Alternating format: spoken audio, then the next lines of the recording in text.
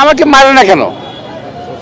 আমাকে মারে না, আমাকে একটু মানসিকভাবে অশান্ত করার জন্য কোন একটা মহল করছে।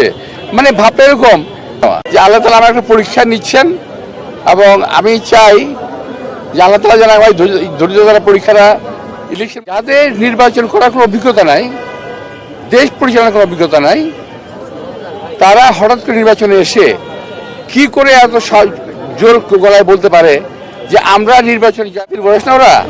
তো আমার তো এবার অভিজ্ঞতা হয়ে গেছে। আমার হয়তো নিয়ে বিরিয়ানি খাওয়াবে, এটা ছবি দিবে, আর ভিতরে যে আমার কেলাবে। আমার ওই কেলানি খাওয়ার তো দরকার নাই। কুকুরকে কিভাবে লাথি মারতে পারে?